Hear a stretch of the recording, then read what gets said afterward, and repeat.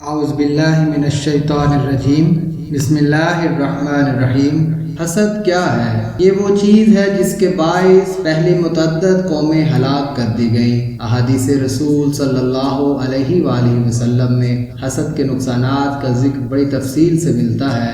انسان کو حسد سے کبھی بے خبر نہیں ہونا چاہیے۔ جو ہی محسوس کرے اس کے دل میں دوسروں کے خلاف حسد جنم لے رہا ہے تو اس سے محفوظ رہنے کے لیے اللہ تعالیٰ سے مدد چاہتے ہوئے اس سے بچنے کی کوشش کرے۔ نبی کریم صلی اللہ علیہ وآلہ وسلم نے فرمایا، حسد نیکیوں کو اس طرح کھا جاتا ہے جس طرح آگ لکڑی کو کھا جاتی ہے۔ حاسد جو حرکتیں کرتا ہے اس سے یہ ظاہر ہوتا ہے جیسے اسے ناراض رہنے کے لیے پیدا کیا گیا۔ وہ دوسروں پر اللہ تعالیٰ کی عطا کردہ نعمتوں پر چلتا ہے۔ حدیث قدسی میں حق تعالیٰ نے ارشاد فرمایا، حاسد میری عطا کردہ نعمت کا دشمن ہے۔ حضرت انس بن مالک رضی اللہ تعالی عنہ سے روایت ہے کہ حضور نبی اکرم صلی اللہ علیہ وآلہ وسلم نے ارشاد فرمایا، نہ قطع تعلق کرو، نہ ایک دوسرے سے پیٹھ پھیرو، نہ ایک دوسرے سے بغض و عداوت رکھو، اور نہ آپس میں حسد کرو۔ اللہ کے بندے اور بھائی بھائی بن جاؤ۔ کسی مسلمان کے لیے جائز نہیں کہ وہ اپنے مسلمان بھائی سے 3 دن سے زیادہ قطع تعلق رہے۔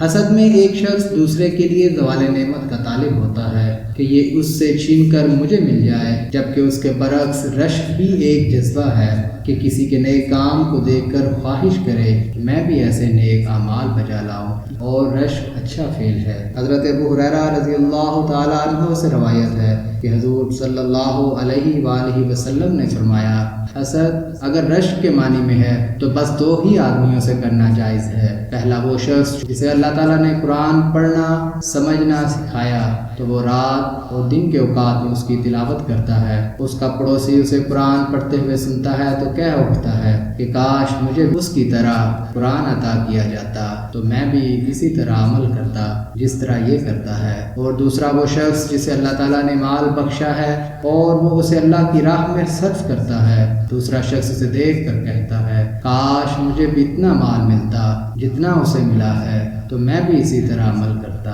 جس طرح یہ کرتا ہے۔ اللہ تعالیٰ صراط مستقیم پر چلنے کی توفیق عطا فرمائے۔ آمین ثم آمین۔